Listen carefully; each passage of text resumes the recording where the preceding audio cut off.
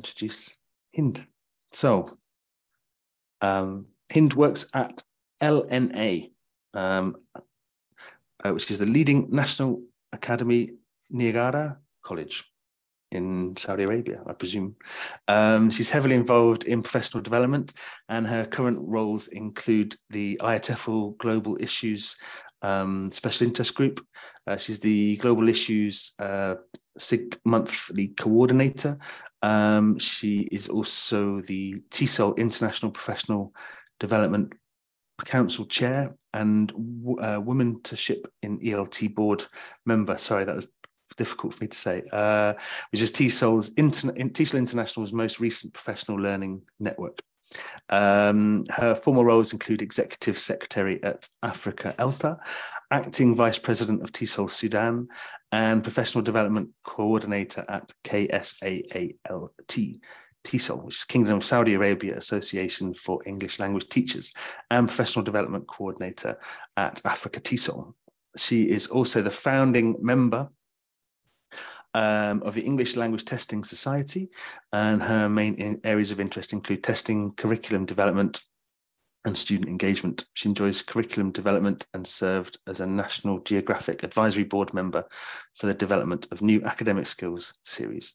She's also interested in student engagement, differentiation, and 21st century teaching and learning. And so, Hind, I'm going to hand over to you, and I'm going to disappear, but I'll be here. So over to you.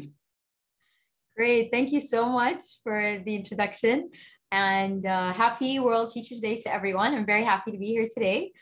Thank you to Paul and the British Council, and I really hope you enjoy my presentation. My topic is titled Lifelong Learning Skills in the 21st Century Classroom. And I will start.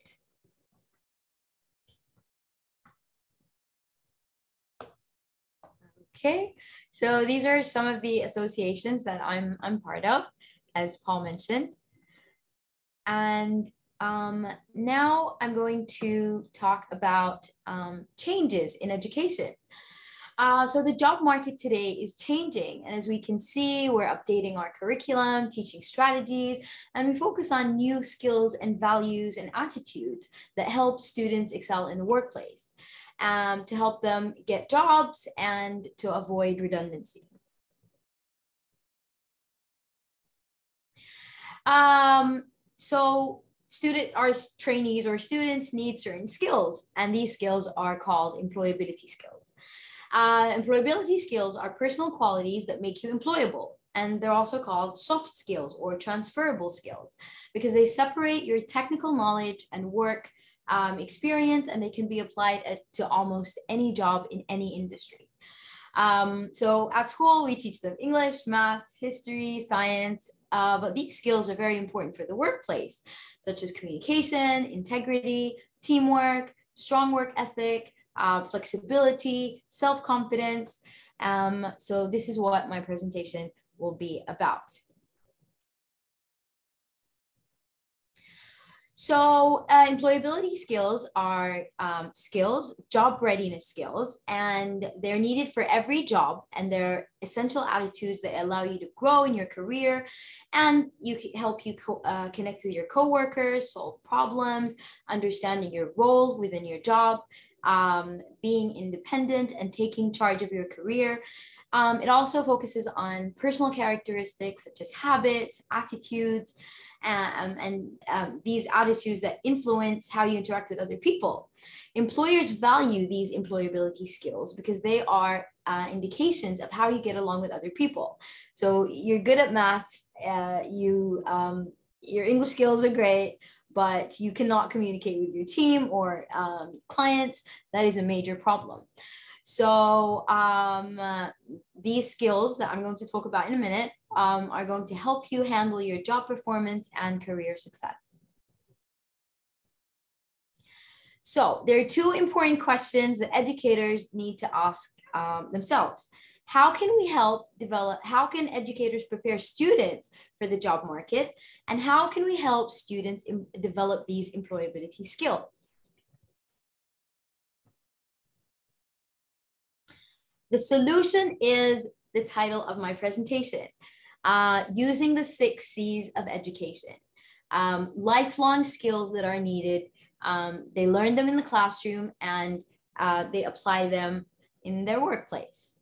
The 6 C's are modern day skills and they play a major role in setting students up for success and working towards ensuring that they thrive professionally.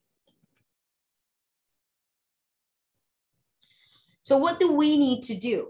We need to rethink our existing curricula to help students build 21st century skills that help them in the workplace.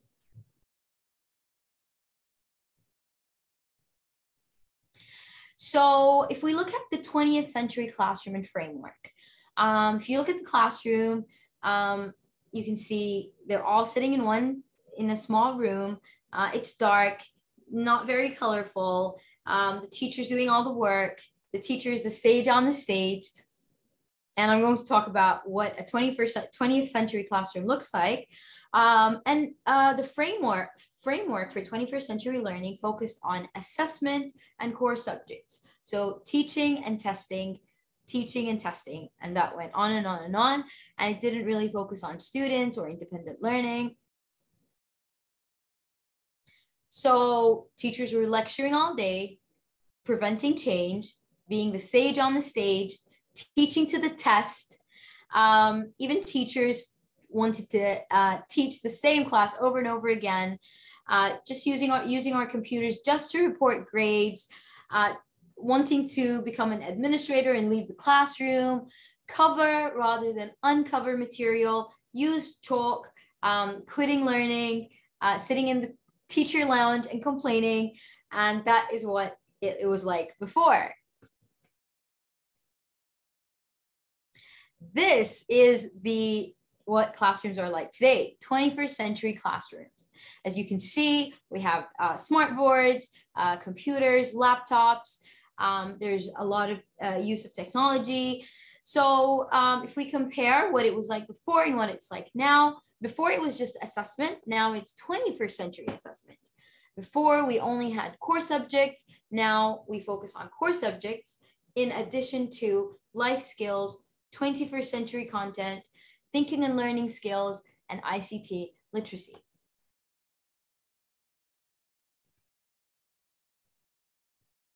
So this is what a 21st century teacher would say. This is from a video, but I'm just going to read the points. When I become a teacher, I want to focus on collaborative work, which will be just as important as individual work. Project-based learning won't just be an acronym. I'll edit, remix, and share media with my students, learn from my students, expect change, create my own personal learning network, encourage appropriate online interaction. I won't fear technology, I'll embrace it, and create positive learning environments.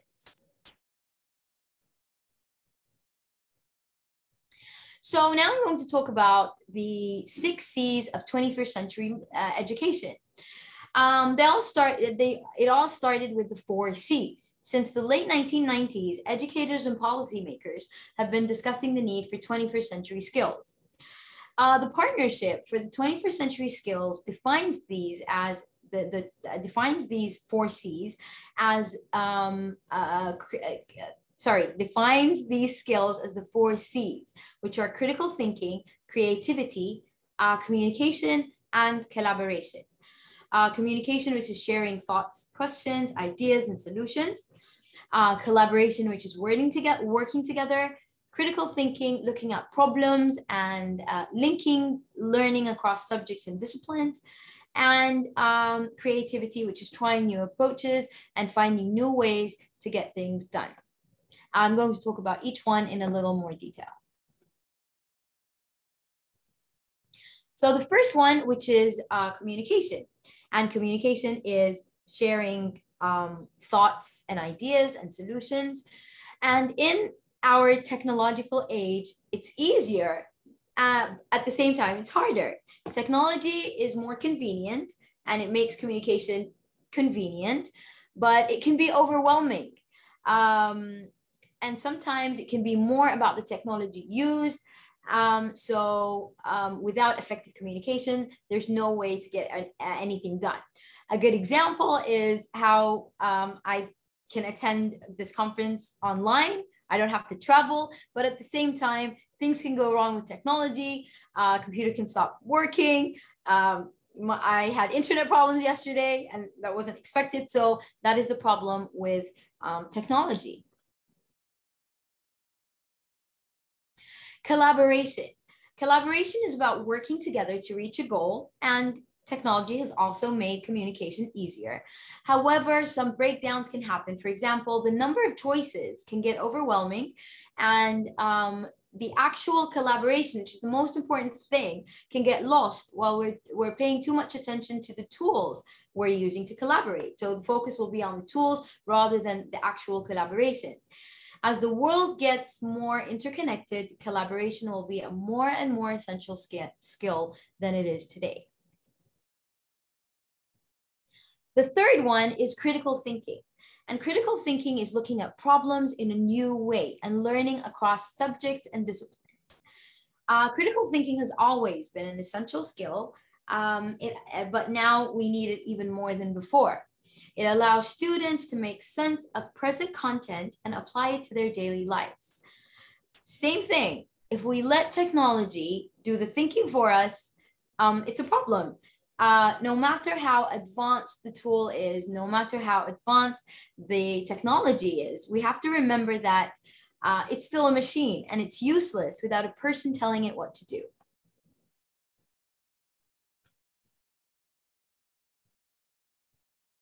Creativity. Creativity is trying new approaches to get things done, innovation and invention. The 21st century is a fun time to be creative thanks to technology.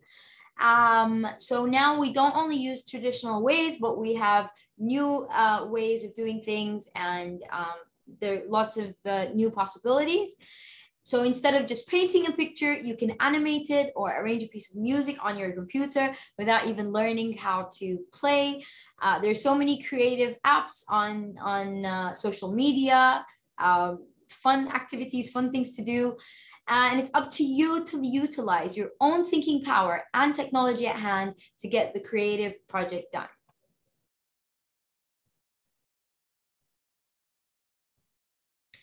So those are the 4 C's of 21st century learning. So now we're going to go beyond the 4 C's. They're not where the 4 C's are not where the C's are ending. To be successful, students need more than just basic 21st century skills associated with the 4 C's. They need intrinsic desire to learn, grit, capacity to empathize with others, perseverance, emotional intelligence. Professor Michael Fullen, an educational researcher, defines these skills as deeper learning competencies, and he argues that students need to develop 6 C's rather than 4. And we're going to talk about these 6 C's in a minute. So here we have the 6 C's of learning. The 2 additional skills are character education and citizenship.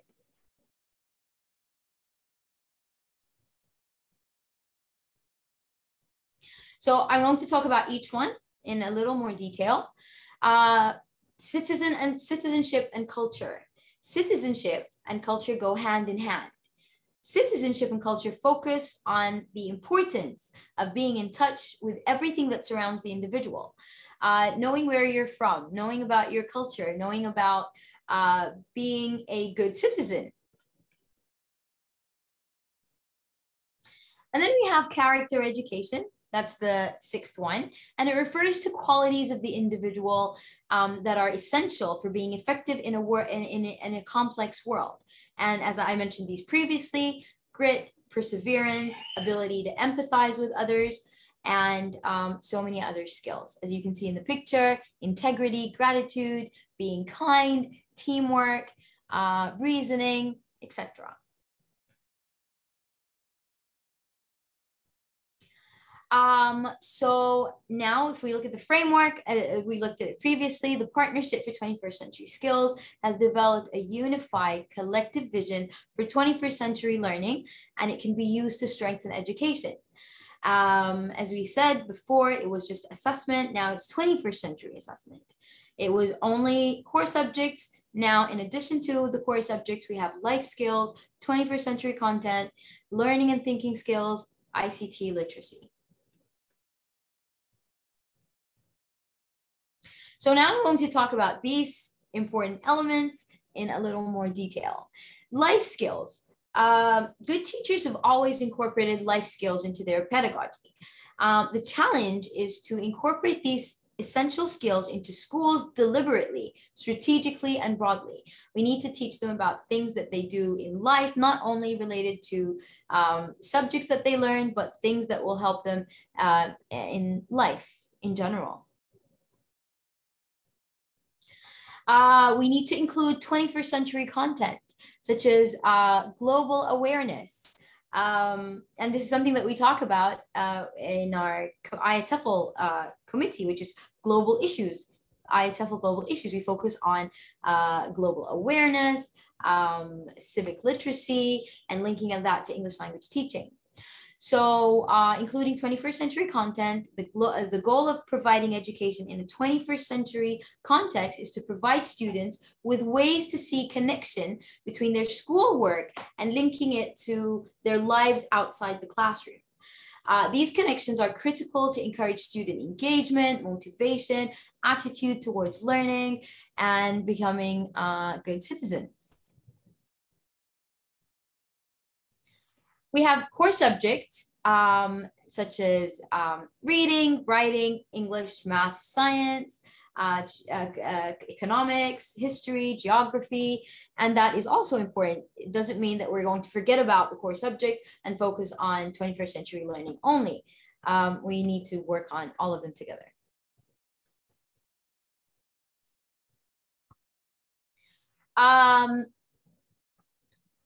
The fourth one, which is learning and thinking skills. Oops. Sorry, I'll just go back. So as much as they need to learn academic content, the English, math, science, and all that we mentioned previously, they also need to know how to keep learning and make effective and innovative use of what they know throughout their lives. Learning and thinking skills are learning skills, thinking, and reasoning. Learning skills, which include information, communication skills, information and media literacy, visual literacy, innovating, communicating, and thinking and reasoning include critical thinking, problem solving, and creating. Of course, ICT literacy is very, very important. And during the pandemic, we learned so much about how to use technology, and we tried to improve our ICT skills. And it's the ability to use technology to support 21st century teaching and learning. In a digital world, students need to learn to use different tools to master the learning skills. And these tools are essential to everyday and workplace productivity. So the skills, the things that we're going to use in our workplace need to be taught and learned in our classrooms. 21st century assessment. So we in 20th century classroom, we just focused on assessing them. But now we need to focus on 21st century assessments, which are high quality assessments that measure students' performance for not only the basic skills that they learn or the subjects, the core subjects, but also for the elements of a 21st century education.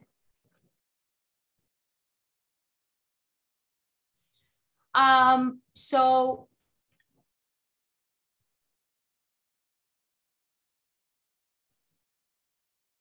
student engagement is very important in the 21st century. And student engagement is a sign that students are learning. If you're teaching in a classroom today, the chances are very strong that student engagement is on your school's radar. Even though this quote was shared a long time ago, but it is really, really relevant today. If you just think about it, tell me and I forget, teach me and I may remember, involve me and I learn. So it's very important to involve our students and get them to do the work. That's how I learn. So I understand that this is very important for students. And we also need to remember that we have different learning styles. So it's good to have different activities for the visual learners, for the kinesthetic learners, for the auditory learners, and having different types of activities in our classrooms. So we have some common misconceptions about 21st century learning. So myth number one, 21st century skills, 21st century learning focuses only on technology. That is not true. 21st century skills focus on students meeting the needs of their worlds, and that can happen through technology and a lot of other things. Myth number two, critical thinking is thinking hard and doing puzzles. That's not true. It's not only thinking hard and doing puzzles. Critical thinking means problem solving, and that's the basis of 21st century learning. It's all about problem solving, making judgments, reasoning, and thinking. And we're going to look at a few activities that show us these important skills, these problem solving skills, making judgments, reasoning, and thinking. And this will help students develop and prepare them for their workplace.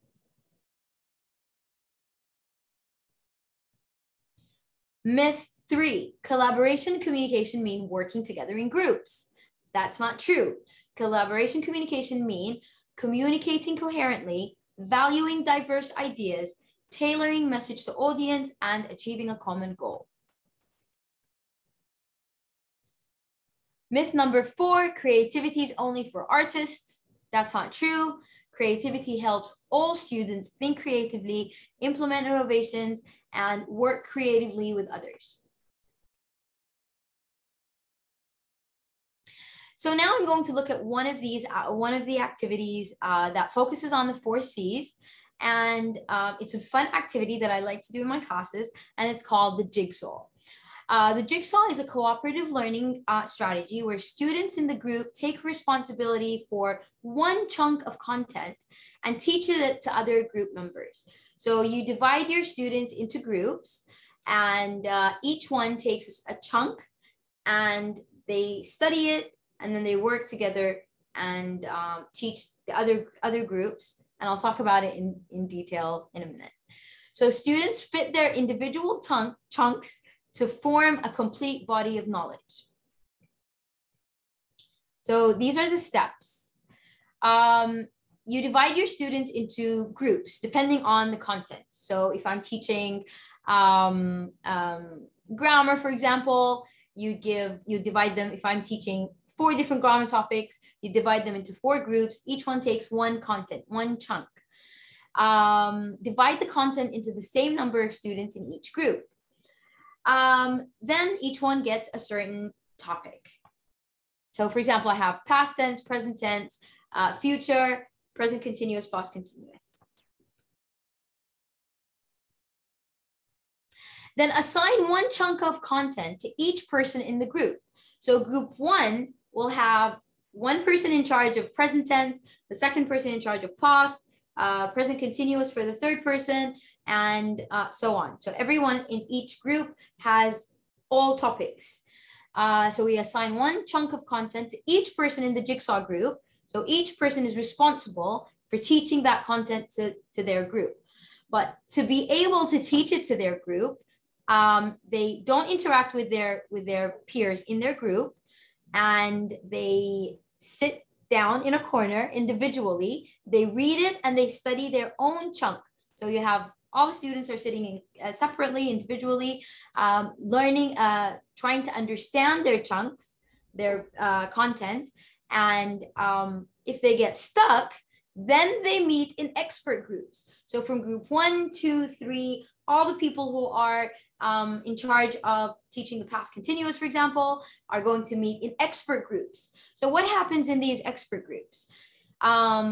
This is where they meet all the students who are in charge of a particular chunk. For example, all the students who are in charge of the present continuous are going to gather and ask questions, fill any gaps, make sure that they understand what they're in charge, what they're supposed to explain to their main groups, and it gives them support. They can answer each other's questions, share ideas, and then they prepare a presentation for the Jigsaw group. As I said, gaps in knowledge can be filled, misconceptions cleared up, and important concept reinforced. So now they're ready to go back to their main groups, and they take turns presenting their chunk of information while everyone else listens carefully. They take notes, they ask questions, and then we assess all students on the content. So it's a fun activity. It can be used for reading, for grammar, for any kind of material, and it's fun. So what are the advantages of the Jigsaw? First of all, cooperative learning, that's the main thing, the main important, the main benefit of of the Jigsaw is cooperative learning. They work individually, they work in small groups, they work in large groups. It promotes interaction. When they're in their expert groups, they assist each other, they interact with one another to solve problems. Positive interdependence. They work as a cohesive group to achieve shared learning objectives. They work individually to understand their chunks. So they do their best and they share ideas and help other group members, and they help the group function effectively. And it also encourages interpersonal and social skills when they're working together. They trust each other when they're in their small groups or in their expert groups, and they resolve conflicts, and they all have a common goal. And by reflecting on the learning process, the effectiveness of contribution of the members in the group improves. So there's so many advantages of the Jigsaw, and it's a great deal of fun.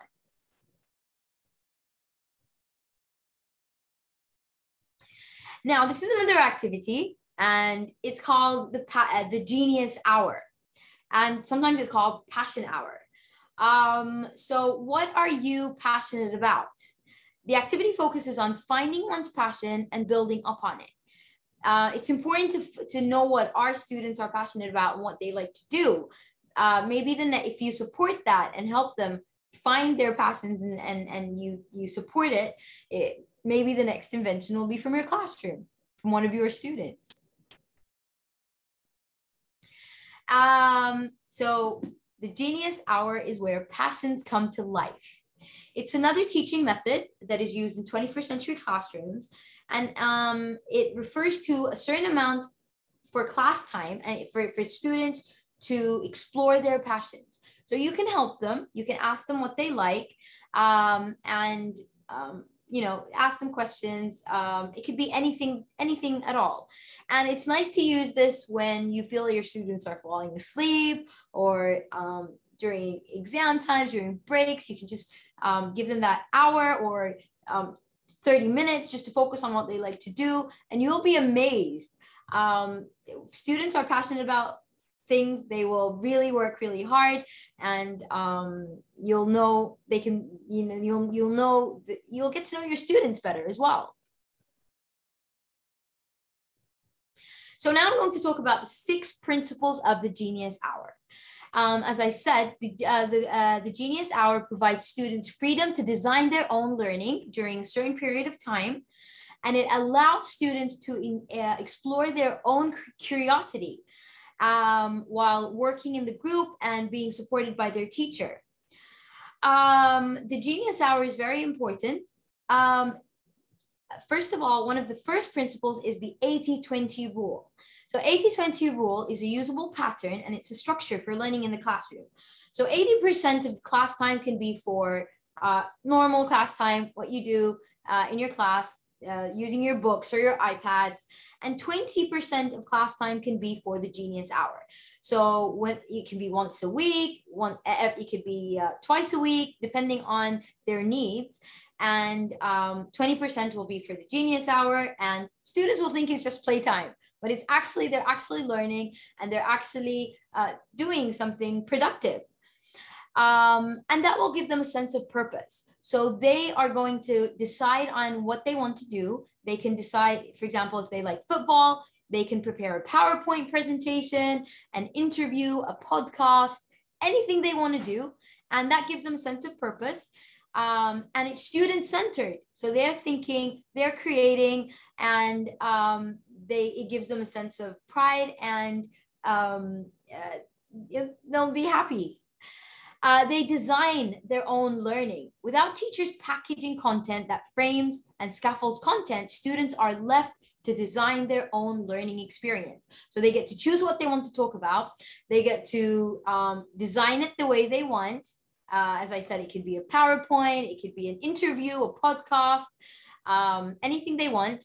And it's fun. So they ask questions. They need to go and ask questions about their, they need to interview people. So they're surveying possibility, navigating unfiltered content, they're gathering information, asking community members, their colleagues, their teachers, family members, they answer questions, they ask questions, and they make sense of ideas important to them. And since it's something that they're interested in, they will ask good questions, and they'll really take it seriously. And at the socialization as well, they connect with teachers to plan, peers to produce, and experts and community members to establish a sense of purpose for their work. And finally, they create something. They make, publish, design, act, or do. So creating is a core principle to the Genius Hour. So at the end of the project, they need to come up with something. So actually the students are going through a whole research process without even knowing that they're learning. They just think that they're having fun and they're focusing on their passions, but they're actually learning, and it teaches them so many different things.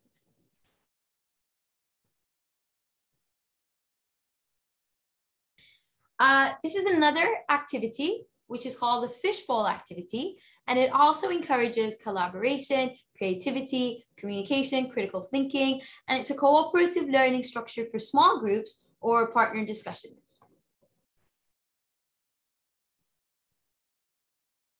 So this is what the fishbowl looks like. Let's go back.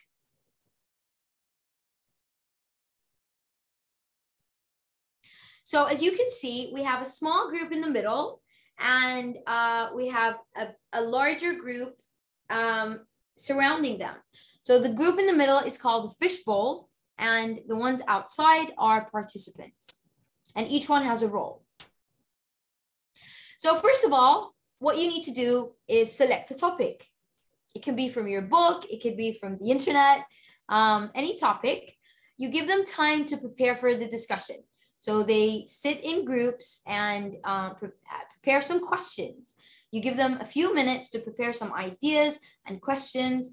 And these questions are for the ones in the fishbowl. So the ones in the fishbowl are going to have a conversation and a discussion. And the ones outside are going to observe the ones inside the fishbowl. So what the students take turns. The ones inside the fishbowl are going to have a discussion. The ones outside are going to observe students, and they're going to take notes.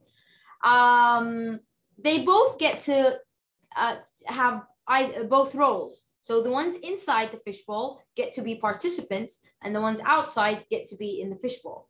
And you can give them, depending on the timing you have, you can give them 10 minutes. The ones in the fishbowl are going to switch, and they're going to go outside, and the ones outside are going to go in. You can do that in two different ways. You can either use the tap system, where they tap on their shoulders, and that means they have to swap, or you can just say switch, and then they switch places and swap roles. They exchange roles. So after the discussion, you ask students to reflect on how they thought the discussion went and what they learned from it. And they evaluate their performance as listeners and participants.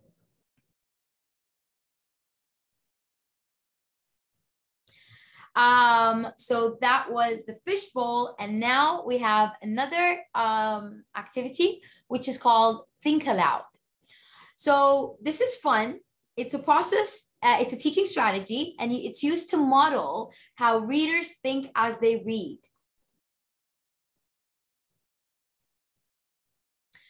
So in a Think Aloud activity, you show the students how they can think about what they're reading. They don't just read without thinking about the content or just focusing on finishing the page. No, they actually have to think about what they're reading and to understand it and evaluate as well. So during the Think Aloud, you're going to demonstrate and show students how they can think aloud. And while you're doing that, you do what you want your students to do when they are thinking aloud. For example, if you want your students to, while they're reading, you want them to highlight the difficult words. So you will show them what it's like. You open your book. For example, if you have a story, I think it's on the next page. Yeah, so for example, you have a story, you're reading a story about Cinderella. Once upon a time, there was a girl called Cinderella, and she was very sad. So you want them to know what the word, to highlight the words that they don't know. I wonder what the word sad means. I'll highlight this word and I'll look it up in the dictionary. So that's what you want the students to do. If you want them to use Post-its, you can say, okay, I'm going to look this word up. I'm going to stick this sticky note on my paper and I'll write this word down and look it up later, for example. So whatever you want them to do while they're reading, you show them that, and then they'll be able to do it when they're reading. I'll just go back to the previous slide. So what they need to do is you can show them thinking and reading. So you can stand on one side of the class for reading. So once upon a time, I'm reading the book. Once upon a time, there was an unhappy girl named Cinderella. Reading. So the book is open. That means I'm reading. You close the book. Thinking. I wonder what the word Cinderella means. Yeah, I'll look it up in the dictionary. So they're thinking about what they're reading. And we actually do this without thinking. So if you want them to open the book for reading and close the book for thinking, you can do that. If you want them to do it differently, you can stand on one side of the classroom. This means I'm reading. You move to the other side, and that means I'm thinking about what I'm reading. So this teaches them to think creatively and focus on what they're reading. So it's very funny because when I did it in my classroom the first time and I closed the book for thinking and I was thinking about what I read, the students were wondering if I was okay because I was talking to myself. So it was very funny.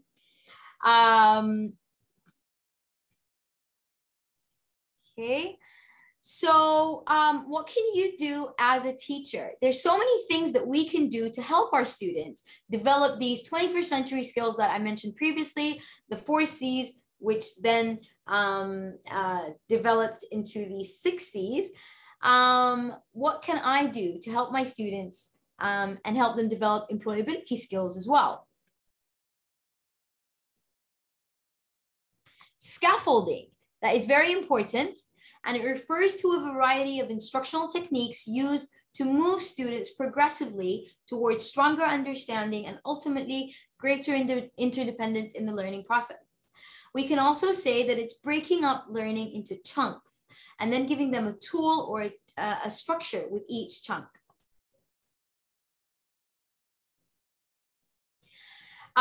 It also shifts how we approach meeting the needs of diverse learners. We know that we have lots of different types of learners. We have different learning styles.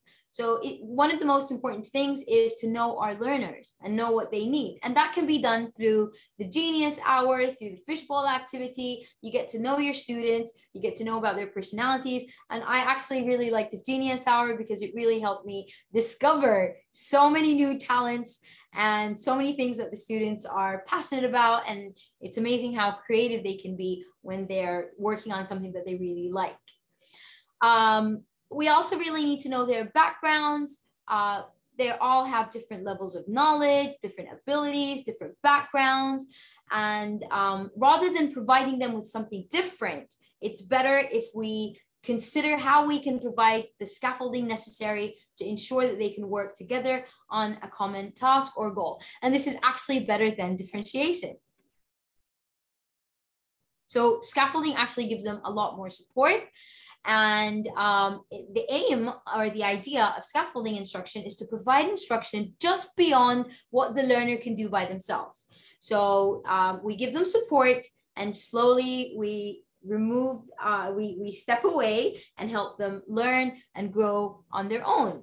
The teacher can provide the scaffold so that students can accomplish tasks they would otherwise not complete without assistance. So they do need help, they do need support, and eventually they'll get the hang of the task on their own.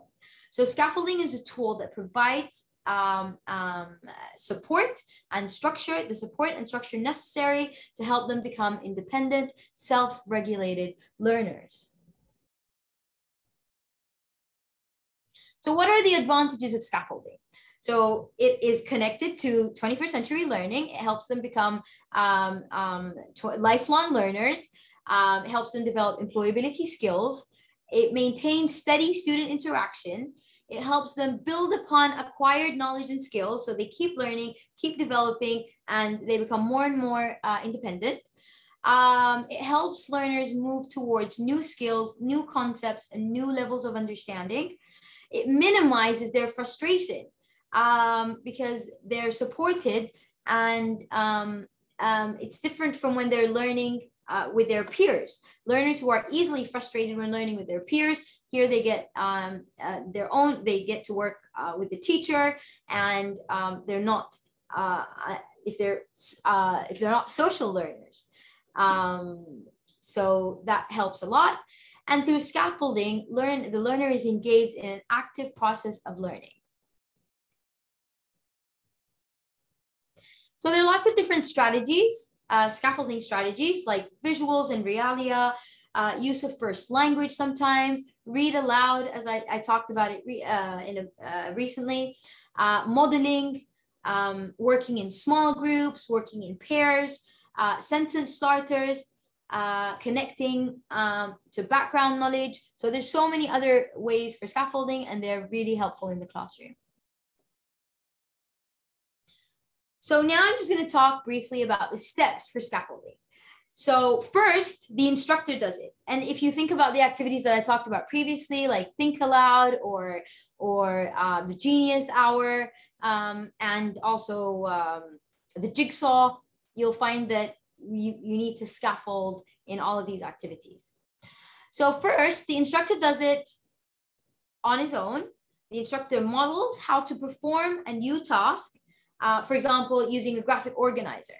The instructor may the instructor may project or hand out a graphic organizer that's not finalized or not completed, and ask the students to think aloud as he or she describes how the graphic organizer illustrates the relationship among information contained on it. So the first thing is modeling. The second step is for the class. The students do it. Instructor and students work together to perform the task. So the teacher is helping the students. The students may suggest information to be added to the graphic organizer. You brainstorm with your students, you get ideas. So you're working with your students. And as the instructor writes down suggestions on the board, students fill in their own copies of the organizer. Third step, the group does it. So first it's the teacher modeling, then teacher working with the students, then now students are working in a group. or small groups or larger groups. At this point, students work with a partner or a small cooperative group to complete the graphic organizer. And it could be a brand new one or a partially completed one.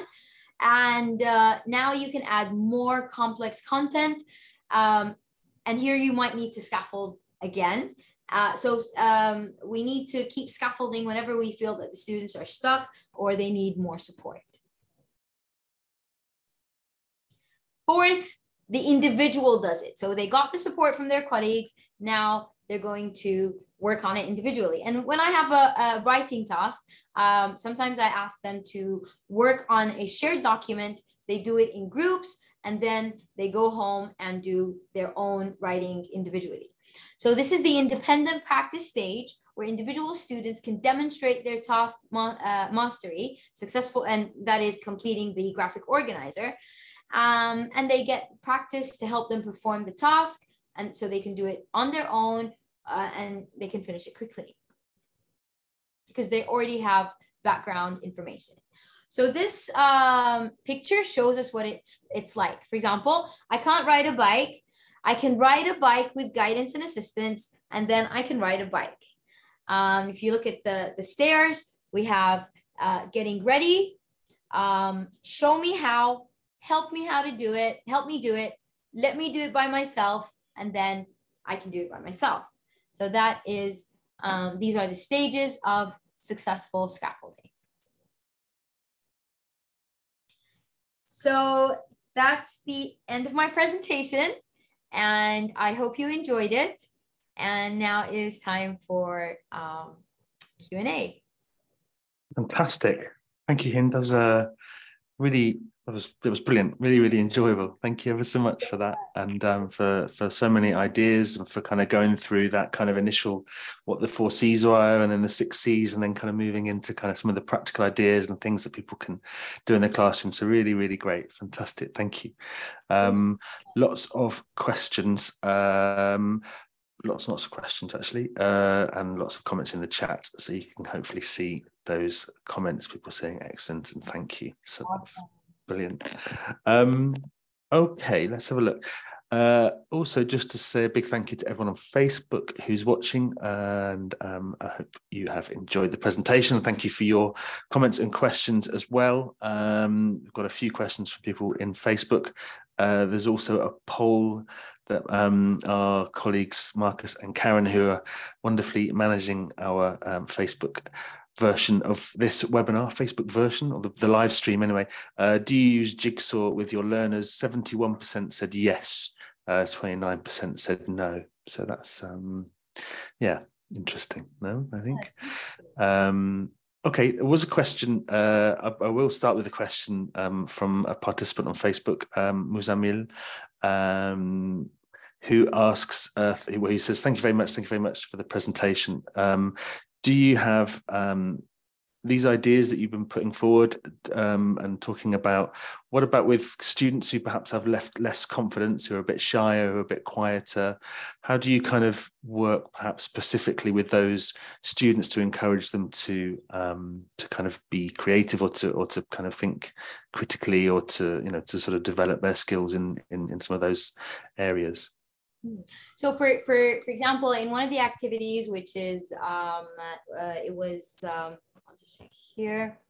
Yeah, so if the Fishbowl Activity, for example, you have students who are in the fishbowl, the ones who are actually having the conversation, having a discussion. So for the shy students who you wouldn't want to talk or participate, they can just be observers. So you don't have to, make sure you don't force them into talking or being in the fishbowl if it's a large group. So they can just you can ask them to write questions or answer questions. So who are you? There are questions like who choose a student, choose somebody. How many times did that person participate?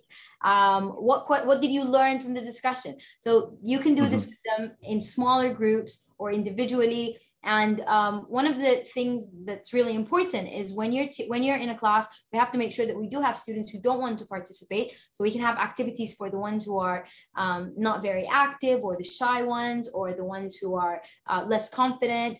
So you're just changing the activities and having different types of activities for the active ones, for the kinesthetic learners, for the make sure to have lots of different tasks. And another good idea is to make sure you have individual work, paired work, and group work. So they're not interested or they're not very active in the group work, they'll be active when it's individual work and they'll participate. Okay, fantastic. Thank you. Gosh, lots of questions. I'm trying to find the best ones. Not best ones, they're all good questions, but the ones that kind of that we can ask in the time that we've got. Okay, this is quite an interesting one and probably quite topical. And I know that you obviously have lots of strategies for online classrooms. I'm trying to find it. Okay, how do we apply 21st century learning styles or learning strategies in a place that follows or uses, oh no, sorry, this isn't the one I was going to ask, 20th century learning style. So how do you kind of, I suppose, well, we'll come to the online one in a moment, but we'll ask this one because I've started asking it now, from Kate de Souza. How do we apply 21st century learning styles in a place that follows or uses 20th century learning styles? So I guess that's how do you sort of bring these ideas in, these kind of new ideas, perhaps into schools or institutions where there's a sort of a tendency to be a little bit old-fashioned and not recognize the importance of these skills. How would you do that? So some of the activities are very easy to incorporate in the classroom, and some of them you don't even need resources. So, for example, the fishbowl, it teaches them creativity, critical thinking, and all I need is a piece of paper and table chairs, so they can just sit in groups. Just the way you can also change the class setting. So that is teaching them 21st century skills. It doesn't necessarily have to be a smart board, and so it can be done in countries where there's no technology, power cuts. You can just put them in groups, just talking to them about what they like to do. I did a project with my students about the Genius Hour, and I had amazing ideas, and it helped me discover my students. So it's not only about technology, smart iPads, smartphones, smart screens. They can actually you actually need no resources, just to ask them, what do you like to do? They start recording, they make a video, so it can be done in low resource settings as well. So even if you're using 20th century, you can still include all these different types of activities in your classroom, and you'll be teaching them the 6 C's of learning. Okay, thank you. Okay, can it be, this is a question from Bruno Carvalho, and Ana Clarissa de Leon also has the same question. Can it be more challenging to apply these strategies in online classrooms? There you go, that was the question I was looking for. Actually, I'm not really good with online classes. But I've learned so much during the pandemic, and there's so many things. Even the British Council website has so many resources about how you can teach in an online classroom. So something very basic that I've learned during the pandemic, which was just using a shared document, and then it developed to Padlet, which is a nice fancy notebook where you can just, all the students share ideas at the same time. Just seeing all those, when they can just type in the chat box at the same time and the ideas show up. This is really amazing. Like, students really like it, changing the colors. There's also an app which is called, it's called Class Dojo. Yes. So that's amazing. And it's very basic. It's very easy. You can just, motivate your students and put their names. You can create a class online. It's called Class Dojo. So just things like that can really, really help get the students engaged. And it can be used in, and actually the things that I learned during the pandemic, like Quizlet, Kahoot, quizzes, I use them in my face-to-face classes now because they're just really, Yeah. so good. So you can use them in online classes and face-to-face classes as well. Great. Thank you. Hopefully that answers that question. Couple of questions about large classes where you've kind of got maybe, I don't know, 50 or more, or a big group of students. Are there any activities that you would recommend perhaps that might work better with larger classes than others? Well, I think if you have a large class, I think it's a good idea to divide class into groups.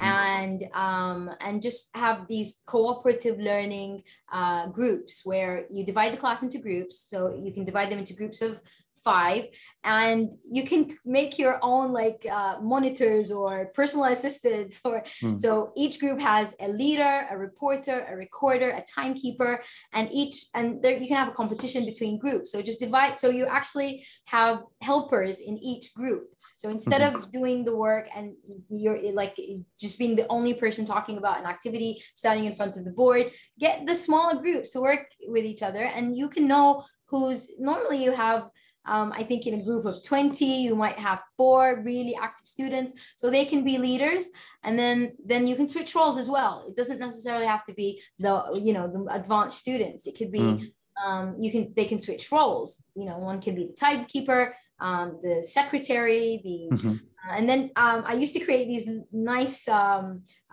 cards, different cards for roll cards, and they were in colors as well. So I had the pink table with the pink cards, and the blue table, the blue cards, and name tags. It was a lot of fun as well. So, right.